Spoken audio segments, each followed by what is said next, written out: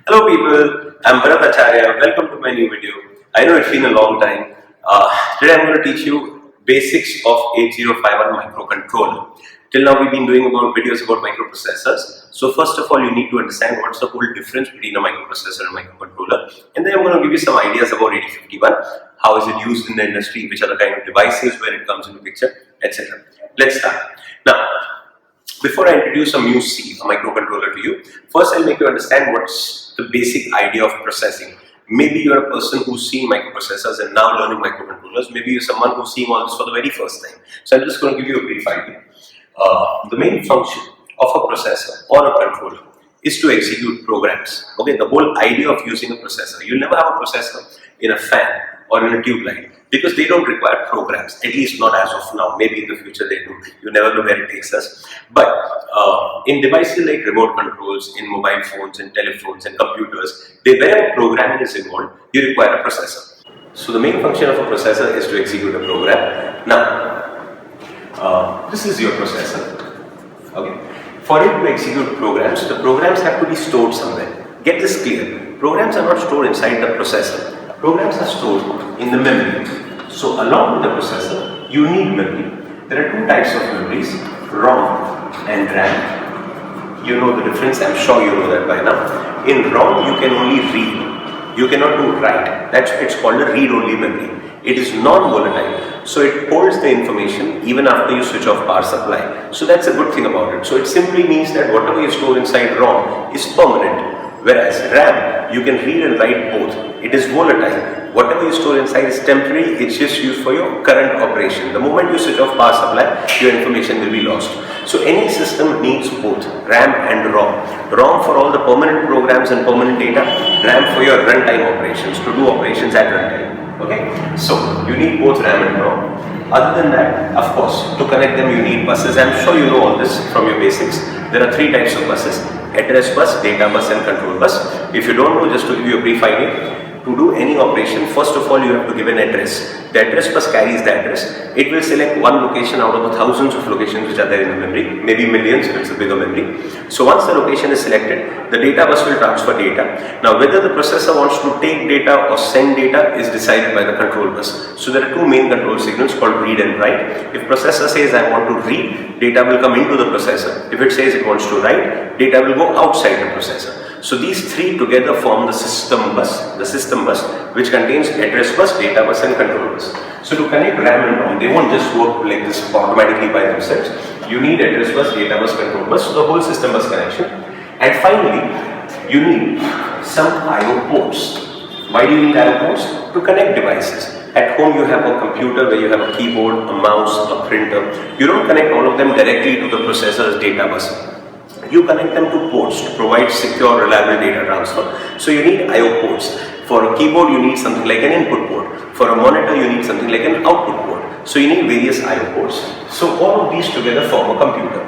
Now, this is how microprocessors work. So you have a processor, you have RAM, ROM, you have I/O ports, and you have various other kind of I/O devices on a motherboard. So to connect all of this, you need a large-scale motherboard. Motherboards are possible, especially big size motherboards are possible in devices like computers, because a computer is meant for computing. The only thing that a computer does is compute. But say for example, suppose, this is the example I take in my classroom lectures also. Suppose you're making a microwave oven. Okay, suppose you and I are discussing now to make, how do you make a microwave oven? Now you know in an oven the most important component is the heating element, which is going to be responsible for doing your cooking. But to control the heating element and to display seconds on the screen, to select the modes, etc., you need a processor, you need programming. So you need a processor inside, that's for sure. Now think about it, okay? To store the programs of an oven, will you need memory? Of course. What kind of memory? RAM or ROM? Think about it. Where will you store the program in an oven? Exactly. You store the program in ROM.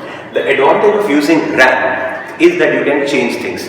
You're never going to change the program of an oven. Tomorrow if you want to do some cooking, you're not going to write programming in front of an oven. So the programs are permanent. So you don't have any advantage of using RAM, but the drawback of using RAM is that the information is lost the moment you switch off power supply. When you shut down your oven and you switch it on the next day, you want it to still work. So the program should remain permanently. So programs will be stored inside ROM. So henceforth we will address ROM as program memory. So if you need ROM for storing programs, will you also need RAM in the system in an oven? Yes, of course. RAM is used to store data, so it will be called data memory. What kind of data? Your current temperature. Every time you cook, you select the temperature in which you want to cook at. So that temperature is your current data, not just the temperature. The seconds for which you want to do cooking, maybe 30 seconds, maybe 60 seconds, maybe 2 minutes, 5 minutes, that's your call. But that seconds, again the time of cooking is your data. Now this kind of data has to be stored in a memory where you can do writing, because every time this data will change. Moreover, the temperature at which I cooked yesterday, I don't need that temperature today. So I don't mind losing that data when I switch off the power supply, but it should be stored in a memory which can be changed. So your data will be stored in RAM and your programs will be stored in ROM. So RAM will be referred to as data memory, ROM will be referred to as program memory. So if you think of an oven, you will definitely need a processor, you need RAM, ROM, and again all the three buses: address bus, data bus, control bus. Moreover, you will need I/O ports. You need one port for the buttons, the input buttons, the keys that you have in front of your oven, from where you select the time, you select the mode, you select the cooking temperature, etc. The start button, the stop button, so on and so forth. So for that you need an input port. Similarly, you need an output port for the display. In an oven there is a display which will tell you how many seconds are over, how many seconds are remaining. Then you need somebody to control the motor that's going to rotate the dish. For that you need to send out information. That means you need an output port to connect all these devices. So you need some input ports, some output ports. If you learn microprocessors, if you learn 8085 or 8086, the chip, the peripheral chip that used to connect for I/O ports was 8255, programmable interface, programmable peripheral interface. So you need a chip like that. So you need some chip, basically some kind of chip that provides you I/O ports. Moreover, you will need something called as timers. Now, pay attention. Timers play a very big role. If you're going to learn 8051, if it's there in your syllabus and you're going to learn it from an exam point of view, timers is probably the single most important component of 8051. In practically every answer of 8051, you'll have something about timers. Okay, so understand the concept very well, especially if you don't know this at all, if you're hearing it for the first time. The purpose of a timer is to produce a delay, a time gap between two events. Now in an oven you need a delay. What happens in an oven? You put your food inside, you shut the door, you select 30 seconds and you press start. The moment you press start, the heater is on. Now this process should go on for 30 seconds and then stop. So suppose I am the processor. Here I have given a signal to turn the heater on. Now I am going to give a signal to turn the heater off. Between these two events, I need a delay of 30 seconds. I need a time gap of 30 seconds. Now to produce this delay, there are two methods. There is something called as a hardware delay and a software delay. I am sure you will guess that. Now, hardware delay is produced using timers. What's the idea? I am the processor. Suppose you are a timer. You are a chip and you are a timer. So I tell you, count 100. Timers produce delay by counting. That's why in very general terms, timers are also referred to as counters. Though there is a distinct difference between a timer and a counter, but we'll not get into that right now because that's just too basic as compared to the whole picture. So, the idea of a timer is to count. So as I said, I am a processor, you are a timer. I tell you count 100. You start counting 1, 2, 3, 4, all the way up to 100. If I know that your speed of counting is such that you do one count in 1 second, this is your standard speed of counting. By giving you a count of 100, I know that your counting will get over exactly after 100 seconds. So the moment you finish your counting, you will give me a signal. So here I am getting an exact delay of 100 seconds through you. So this is called a hardware delay. Why is it called hardware delay? Because I am using dedicated timer. I am using a physical device to produce a delay. The processor tells the timer to count. The timer produces the delay, informs the processor that the delay is over. So this is called hardware delay. Now there is a much easier way to produce a delay called software delay. Now how does a software delay work? You don't need a timer for that. All you need to do is put a loop. Here you switch the heater on, here you switch the heater off. Between the two you put a loop. I'm sure you've done programming in some language or the other. The universal language which everybody starts learning programming with, at least with most people, do is C. So I'm going to take an example of that. I'm sure in C or even Java, you know how to write a for loop. So if you write a for loop and if you calculate the time required for each iteration, say for example the instructions that you put inside take a whole second to execute, give a count of 100, you know this loop will require 100 seconds to finish. So here I have turned the heater on, here I am turning it off. Between the two, I've created a loop which will give me an exact delay of 100 seconds. This kind of delay is called software delay. Why is it called software delay? I'm not using any physical device to produce this delay. I'm just writing a program. Who's going to execute the program? The processor itself. So processor will turn the heater on, get engaged into the delay, then turn the heater off. So here also you get a delay. So let's compare the two delays. Which delay is more expensive? Hardware delay. Why? Because you're using a physical chip. So it's going to add to your cost. Which delay will be more power consuming? Hardware delay. An extra chip is going to consume more power overall in the circuit. Which will be more complex? Hardware delay. Because with that extra chip you again have to connect address bus, data bus, control bus and the works. So cost wise, complexity wise, power consumption wise, hardware delay is poorer, software delay is better. So everybody thinks software delay is overall better. No. There is one massive advantage of a hardware delay which beats the software delay completely. What is that? In a hardware delay, the delay is produced by the timer, keeping whom free? The processor. Remember, you are counting, you are the timer, you are engaged in producing the delay. I am not, I am the processor. I can do 10 other things during the delay, and when the delay is over, you will give me a signal, I will go and switch off the heater. So the idea of a hardware delay is that it keeps the processor free. In a software delay, you are writing a program. Who executes the program? The processor. So it will produce a delay, but during the delay, it can do nothing else. Now you tell me, in an oven, what kind of delay would you want to prefer? If you use a software delay, by citing the advantages that yes, it will be cheaper, yes, it will be low power consuming, and yes, the circuit will be simpler, I agree with all of that. But then what will happen? You keep your food inside, you select 30 seconds, after 30 seconds the same thing will come outside, there will be no cooking. Why? Because the processor was producing the delay, so who's going to cook the food? Do you need your processor to be free for cooking the food? Of course. Who's going to rotate the dish?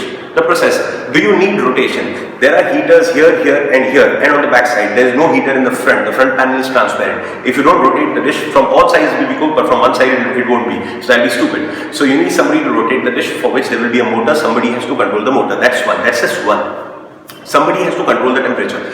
If you set the cooking temperature, let's say to 80 degrees, I'm just giving an example. The processor will switch on the heater, keep doing temperature sensing. The moment it crosses 80 degrees, will switch the heater off. Then it will automatically start, the heat will start dissipating. The moment it reaches 78, 79 degrees, will turn the heater on, so that it maintains the heat, the temperature around the 80 degree mark. So for doing that, again, you need the processor to be free. Moreover, somebody has to keep showing seconds on the screen. If nobody does that, you'll never know when the food is going to get cooked. So then you'll have to imagine when it starts when the fragrance start coming or whatever. Just kidding. So my point is, to do all of this, you need your processor to be free. So the only delay that will make sense over here is a hardware delay. To produce a hardware delay, you need a timer. I hope you understood my point.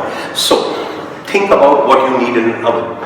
You need a processor, you need ROM for storing programs, you need RAM for storing data, your current temperature and blah blah blah. You need I/O ports for interfacing your keypad and your display. You need timers for producing a delay. So you need all of them, and to do all of this, you need a whole interface. Now, for that interface, you need lavish space for a motherboard. That kind of space you have in a computer, because a computer is meant to compute. The only thing a computer does is compute. A microwave oven is not created to compute. A microwave oven is created to cook food. Computing is just a small aspect of it. There is no real space for a full-size motherboard over there. You will say, sir, it is huge. Yeah, it is huge, but it's empty from inside, because that's where you keep your food. All the other place is occupied by heating coils everywhere. Still, if you are very optimistic, I like optimistic people, I am. So you say probably we might just squeeze a motherboard somewhere or the other. Yeah, if you like that, no problem. Let's just take some more examples. If you take the example of this remote control, it's a regular air conditioner remote control. Now even over here, there is a display, there is a keypad. To run this device, you need programming, so you will need a processor. Its programs will be stored in ROM. There is a battery. If I remove the battery and put it back, the programs should still work. So the program should be in permanent memory. That means programs will be in ROM. Data, the current temperature, the fan speed, I don't care. If I remove the battery and that's gone, no problem. Let's put it again. So that data will be stored in RAM, because I want to change this every time I use it. You will need I/O ports for your inputs and for your display. You will need timer, because even air conditioners have timer functions where it will switch off the AC image automatically after 1 hour or whatever. I'm sure you know what the sleep timers are. So you need all these features. You don't have the space for a lavish motherboard over here. If you're still very optimistic, there are much smaller devices. There are pacemakers which are so small and they get fitted into your heart, around your heart, to excite it the moment the pressure goes low, and various other kind of devices. You have swimming glasses which have inbuilt music systems where you just plug it into your ear so you can listen to music while swimming, and so on and so forth. They are so small. They need all of these components but you don't have space for a motherboard. So what do? Let's start removing components. Can I remove the processor? No. Wait, then who's going to do the program? Can I remove RAM and ROM? Then you store programs and data. You can't remove IO ports. You can't remove timers. You need all these features. What you would want is if somehow all of this comes inside one single chip. That is what is a microcontroller. A microcontroller is much better than a microprocessor because it has all components put together in one chip. It has an internal processor, it has internal ROM for programs, RAM for data, it has internal IO ports, it has internal timers and many other features as per the requirement. All of them put together in one single chip becomes a microcontroller. So in first impression, what did you understand? Who is more powerful, a 𝗵𝗶 or a 𝗵𝐶? Yeah, you're right. Both are useful. Both are very useful, but they're used at very different places. A microprocessor is used where you have space for making a large motherboard and you want to do intense programming. That intense programming happens in a computer. So computers use microprocessors. At home, the home PC that you have, the computer you have, would be having Core i7, Core i5, Core i3. Those are microprocessors. But programming doesn't happen only in a computer. Programming happens in appliances. There are millions of appliances around us that we keep seeing on a day-to-day basis. Over there, you don't have space for a motherboard. What you would want is if everything comes together in one single chip. You don't want to do cutting-edge programming. You don't want to do crazy applications. But what you still want to do is programming in the smallest, tiniest space possible. So there you use microcontrollers. So the idea is microprocessors are used in computers, microcontrollers are used in appliances. What do you think sells more in the world? What are sold more, 𝗵𝗶s or 𝗵𝐶s? Of course, you got it right. I hope you got it right. 𝗵𝐶s. There is no comparison. Tell me how many computers you have at home. Yeah, one, maybe two, if you like to work like this. How many appliances you have? Oh, the list is endless. You are not even imagining as many as they actually are. Your TV has a 𝗵𝐶, your TV's remote control has a 𝗵𝐶, your set-top box has a 𝗵𝐶, its remote control, the DVD player, its remote control, your fridge, your AC, your oven, your washing machine, they all have microcontrollers. In fact, there are so many more. If I tell you, you'll go crazy. Your computer, of course, has a 𝗵𝐵. But in your computer, there is a keyboard. The keyboard has to run a program to identify the key that is pressed, which is there in our syllabus. I don't know whether I'll get the time to make a video for that, but it is there in our syllabus. That's called the matrix keyboard program. Anyway, so the keyboard has to run a program to identify the key that is pressed. You really think your Core i7 from your main motherboard will come out into the keyboard and will try to find out which key is pressed? No way. So this is done by a small controller which is kept inside your keyboard. So your keyboard itself has a 𝗵𝐶. Your mouse has a 𝗵𝐶. Your DVD drive in your computer has a 𝗵𝐶. Your USB ports have a 𝗵𝐶 inside, and so on and so forth. So your house is full of microcontrollers as compared to one or two microprocessors that you use. So as I always say, if you've seen my videos before, you know this. I always want you to know first what you're learning, why you're learning it. If you know why you're learning something, the whole idea of learning it changes. So I hope I made it clear that it's so much more worth to learn a 𝗵𝐶, how a 𝗵𝐶 works, because we live around them. They are there all around us. You want to become a technical engineer, you want to make these kind of appliances, you need to understand how 𝗵𝐶 works from inside. So, just give you an idea what is a 𝗵𝐶. Now I'm going to talk about 8051 𝗵𝐶. 8051, this whole thing is your 8051. It has an internal processor. The processor is an 8-bit processor. I'm sure you know what does this word mean. 8-bit processor means it has an 8-bit ALU, it has an 8-bit data bus, so it works on 8 bits at a time. All add, subtract, multiply, divide. I don't know when I will get the chance to make videos on 8051. Last semester I had said that I probably will make all videos of 8086, but I couldn't because I'm too packed in my teaching schedule. Here also, after this, I released this video after more than I think 2 months. So I could just squeeze out some time because my meeting got over and my lecture is like 2 hours later. So I just squeezed out this time to make this video. So I hope I can make videos of 8051. As and when I will make, the moment I make them, I'll just finish it. The editing takes a day and just upload them as soon as possible. So whenever you see the instruction set of 8051, you'll see all your add, subtract, multiply, divide, etc. They all are 8-bit operations. So it works on 8 bits at a time. That's why it's called an 8-bit processor.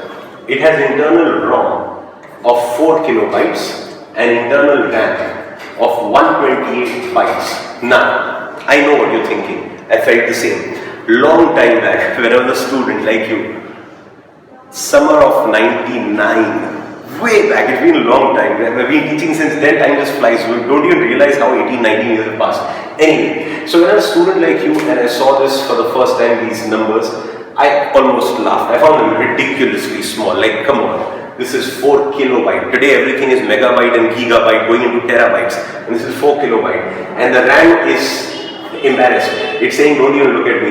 It's just 128 bytes. So when you look at these numbers for the first time, you feel they are ridiculously small. Like, who'd ever use them? But if you understand where a 𝗬𝚹 is used, you will realize these numbers are way more than sufficient. I'll prove it to you in the next 1 minute. You use 𝗕51, a 𝗬𝚹 like 𝗕51 in a device like this. Now come on, look at this. You have 4 kilobytes of ROM. What did I say? What are we going to store inside ROM? Programs. 4 kilobytes mean 4096 bytes. Let's take a simple figure, 4000 bytes. You're storing programs. Programs means instructions. When you learn 𝗕51 instruction set, you'll know instructions are either 1 byte or 2 byte or 3 byte. Let's take the average size as 2 bytes. If every instruction is 2 bytes with 4000 bytes of storage space, you have a capacity of storing 2000 instructions. Now tell me, does this really require 2000 instructions? Get your mind clear. You're comparing these numbers with the numbers that you see in a computer. A computer does every program in the world. Your computer has to send emails. It has to play songs to you. It has to play movies for you. Is this going to send emails? No. Play songs? No. Play movies? No. It's not even going to give you a call. It doesn't even have Windows or Apple OS or Android. All it has is simple programming. What is the programming? The first program is to know which key is pressed. So if it does, even if it may do it in a round robin form, or it may do in a matrix keyboard form. The better program is a matrix keyboard one, but it's still slightly longer. We still do it, so it won't really be a 1000-line program. It's about a 40-50 line program. So let's say 40-50 instructions are required to know which key is pressed, even in the most complex form. Another 40-50 instructions are required to run the LCD over here, for which also we have programming. You'll be seeing the program when you learn 𝗕51. And about 30 to 40 instructions to send this data, for which also you have programming. You have programming of everything that this device does. That serial communication program, the serial transmission program. Anyways, so what do you mean? If you just did the analysis, about 200 instructions at the most you'll require to run this device. 200. You have the scope of 2000 instructions. Do you understand how this memory is suddenly seeming to be very useful? Yes. Same goes with RAM. How much RAM do we have? 128 bytes. Yeah, on first impression, this memory doesn't even count. 128 bytes is like nothing. But then, what is this RAM used for storing? Data. What is the data you store inside the remote controller? Are you going to store songs inside? Are you going to store movies inside? Word documents, Excel spreadsheets? No. What are you going to store inside? What is the data? Your current temperature, for which 1 byte is enough. 1 byte. Then you have space for 128 bytes. 1 byte is enough to store the temperature. 1 byte can go from 00 to FF, which means 0 to 255, which means 256 values. There are not 256 temperatures. There are hardly a few. 0 to 40, 50, 60 is the range. It won't even go to 0. It's not a freezer. But anyway, what I'm trying to say is 1 byte is enough to store the temperature, 1 byte for the fan speed, 1 byte for the cooling mode, because 1 byte will give you 256 modes. There are only 4 modes over here. So what you need altogether is 3 bytes of data. 3 bytes. You have space for 128 bytes. So I'm just trying to make my point clear. These memories seem very small on first impression, but if you understand where the 𝗕51 is used, these memories are way more than sufficient. And get this clear, you're learning a chip 8051 which the world studies. Everybody practically who does engineering, technical engineering, of course not chemical, or this is not their field, but all technical engineering students over the last 40 years have been learning this chip. So of course the chip is really, really good. That's the reason why you're learning it. It has massive application in the real world. Of course, it's modern version. This is the original version. The modern low power consuming better versions are there. But the idea of the chip remains the same. Now, in case you're doing a bigger application where these memories seem insufficient and you want to connect more memory, you're always allowed to do that. 𝗕51 also has the 3 buses, address bus, data bus and control bus. Using them, you can connect external memory. So you can connect external RAM as well as external ROM. If you want more programs, you connect external ROM. If you want more data, you connect external RAM. But most cases, it's not required. Like as I told you, in an oven, you're not going to add extra memory to an oven or to a fridge or to this remote control. Yes, you'll add it to a mobile phone, you'll add it to a camera or stuff like that where you need external memory. Then you use more powerful line of microcontrollers. Bombay University, if you're from Bombay University, you'll be learning ARM. ARM can support modern devices, very powerful devices, but that's much later. Anyway, so that's the internal memory. Then it has I/O ports.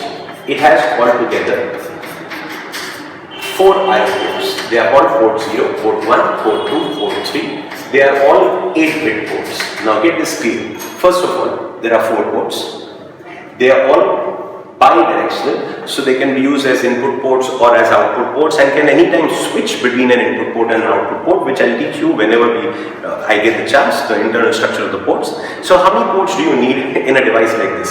You need one port for input to handle the keys, one port for the display, so 2 ports are done, and not even a whole port, just one line to do this kind of communication, to send the data serially. So basically 2 ports, or maybe worst case 3 ports if you're a lavish user, not more than that. 8051 supports 4 ports, and they are all 8-bit ports. I'll tell you something very interesting you can do with these ports. Now you can't see this room, but then there's a trust factor, trust me, there are 8 fans in this room, okay? So if you take a port, let's say port 0, there are 8 lines in this port, connect those 8 lines to the 8 fans. Now sending out different values from 0, 0, 0, 0, from 8 zeros to 8 ones, you can turn different fans on and off. So say for example you send FF, you turn all the fans on, you send 0, 0, you turn them off, and you send any other number, some of the fans will be on or off. So that's what you can do. Suppose these were 8 lights, by sending FF you're turning all the 8 lights on. Now suppose I divide this room into cabins. I'm in this cabin and there's just one fan in front of me, or one light, and I want to turn just this light on. Now, I don't know what's happening in the other cabins, whether they need the fan or the light, I don't know, but I want to turn mine on. That feature is available on all the 4 ports. All 4 ports over here are bit addressable. Get this word clear, you're going to be using it a lot while learning 8051. Bit addressable means every line of every port can be addressed individually. Each line can be individually made 1 or 0. So you can turn all the fans independently on or off without affecting the others. Now do you understand what remarkable programming you can do with this? One by one turn all the lights on and then turn all the lights off in a different order, and you can just start creating an effect. There are 8 into 4, 32 such lines. So what you can do is, all the fans and tube lights of this room are still not 32. You can replace this entire switchboard by 8051 and still have the capacity to control the entire electricals of this room with the help of a single microcontroller. Now that is how crazy 8051 can get if you want to. I'm spending so much time on the boards because when you do interfacing, in Bombay University you have interfacing of LCD, you have interfacing of LEDs, 7-segment LEDs, matrix keyboard, A to D converter, D to A converter, stepper motor, DC motor, and the works. You have a lot of interfacing in this subject. All those interfacing diagrams, interface connections are done using ports. So the more you understand the ports, the better you will do the interfacing. Say for example, again, giving you a simple example, take port 0. There are 8 lines in port 0. Connect them to 8 keys. Make it an input port. You can start making a piano. A piano, you know what's a piano? The smallest piano requires 8 keys. So depending upon which button you press, the corresponding port line will be activated. By reading the port, you will come to know which button is pressed. You can also take another port like port 1 and use it as an output port, connect 8 LEDs on it. Just read the value from port 0 and immediately send the value on port 1. What will happen? The key that you have pressed, correspondingly the same LED will turn on. You can take a third port like port 2 and connect it to a sound box. Now what a sound box does in a very simple term, without getting into too much electric details about it, it will produce different sound for every different number that you send. Do you understand? For every different key that you press, a different number will be formed on port 1. Which means for every different key that you press, you are acquiring a different number. Without even knowing what the number is, if you send it to port 2 or port 3, wherever you connected your sound box, you will get a different sound for every key that is pressed. That's it. You at least have got a working piano, and then you can work on it, work on the numbers, do some formulas, some interesting logic, and produce sounds which are then in an increasing tone, and that's it. You got a working piano, and then you can have predefined tones like happy birthday, Christmas, and stuff like that. And just giving you ideas. You can take these 8 lights, 8 lines of any port, connect it to 8 different lights in a circular form, and start sending out values one by one. You get circular lights which are used for decoration. Now the whole festive season is going to start in India. So you see all over the world there are festivities always. You see during Christmas, during Diwali, during various other festivals, you see lights going from one place to the other. If you understand these subjects properly, all you see when you see those lights, when a layman looks at those lights, they say wow. When an engineer looks at them, what do we say? They're just zeros and 1 0 1 1 0 1 0 happening, etc. Anyway, so that's what you can do with ports. Next, 8051 has 2 16-bit timers. There are 2 timers, both are 16-bit timers. Now understand both things. First of all, there are 2 timers. I told you, what does a timer do? It counts. What is the advantage? It produces a delay without the involvement of the processor. The timer is counting, the processor is free to do some other job. So you engage one timer, you are one timer, your friend is another timer. You engage one timer, I am the processor, I engage you to do some counting, I need some delay. So you doing a counting for me for let's say 10 minutes. You are involved in the counting. I am the processor, I am free, I am doing some other program. Now while doing some other program I realize I need one more delay. If I have only one timer, I have to wait for that first delay to get over to start the next delay. Instead, if I have a second timer, your one timer is already busy, you can use the second timer to produce a second delay, and in spite of all of that, the processor is still free to do some other operation. Do you understand how powerful this chip is? It was made 40 years back, much before you were born, most likely, unless you're a professor watching a video, that's a separate thing. Now, so it has two timers. That's the advantage of having two timers. You can produce two delays simultaneously. Moreover, they are 16-bit timers. 16-bit timers means they can count from 0000 to FFFF. That means they can do 65,536 counts. Simply speaking, 65,000 counts. So they can produce really big delays. If they were 8-bit timers, they could count only up to FF, that is 256 counts. Now they can really do 65,000 counts. So the delays that you produce are massive delays, depending on the speed of counting, of course, which again you can control. The more you learn 𝗕𝗵𝗿 and the more you understand about it. Anyway, so it has two timers. Moreover, it has something called a serial port. There are two lines by the names RxD and TxD. RxD stands for receive data, TxD stands for transmit data. Receive data and transmit data. This is called serial communication. I'm sure you know there are two types of communication in the world, serial and parallel. If you transmit one bit at a time, bit by bit, that is called serial communication. If you send multiple bits at a time, that's called parallel communication. These ports are called parallel ports. Why? Because each of them is an 8-bit port. So you can send 8 bits at a time. So this is parallel communication. This is bit by bit communication. So that's serial communication. You tell me, obviously, which will be faster? Excuse me. Parallel or serial? Of course, parallel. Because in parallel communication, you're sending multiple bits at a time. So if you're using an 8-bit port, this will work 8 times faster as compared to sending data bit by bit. So which is faster? Parallel. Then why are we learning serial port? Because serial communication is cheaper. To do parallel communication, you need 8 lines. To do serial communication, you need 1 line. So the cost is 8 times more over here. When will this cost matter? When you're doing long distance communication. If you're doing short distance, from me to here, to the screen, or to you as of now, short distance communication, if the distance is this much or this much or this much, I don't mind 8 wires. At the most, how much will the cost increase? The cost hit will be so less as compared to the speed advantage, nobody cares. But if you talk about communication within cities or across cities or across states, across countries, long distance communication, the only option left with you is serial communication, because parallel communication will increase the cost tremendously by the millions. So all long distance communication in the world is serial communication. To do serial communication, you don't require a bus, you need a line. So there are 2 lines. RxD stands for receive data, TxD stands for transmit data. So in a nutshell, this is what 𝗕𝗵𝗿 is. It has some more interesting features like power saving features. It operates on 12 megahertz power supply, that's operating frequency, or 12 megahertz crystal, I'm sorry. And it works on 5 volts power supply, and yeah, various other tidbits here and there, that those are fine details. But this is basically what 𝗕𝗵𝗿 is. So I'll just run through it again for the last time and then that's it. So it has an 8-bit processor, it has 4 KB to store programs, ROM, and 128 bytes of RAM to store data. You can always expand the memory, you can expand it up to 64 KB ROM and 64 KB RAM because of the 16-bit address bus. More about it when you learn later. It has 4 8-bit IO ports, they can use as input ports, output ports, and are also bit addressable. So it's actually 32 lines which you can control individually. It has 2 16-bit timers, it has a serial port and some other extra features which are minor, but they're still pretty interesting. Power saving features, used to say power, idle mode, power down mode, etc. So that was a basic introduction to 𝗕𝗵𝗿. I would love to make more videos, but as I said, as and when I get the time, I'll upload more. I hope you enjoyed learning it. Wish you all the best. Before we end, this is my book on microcontrollers. It covers 𝗕𝗵𝗿 and ARM. This is different from the one that I gave last semester to my students. Even in fact, it's a little different from the one that I've even given to the current semester students, because the batch have already started and I keep updating. The work is still going on, and I'm going to release the final book by the end of August. As soon as I release it, I'm going to be putting up a small video about it. So it will be there on Amazon, the hardware version and the software version. You can pick it up as and when you feel like. That's it. Just wanted you to know that. See ya.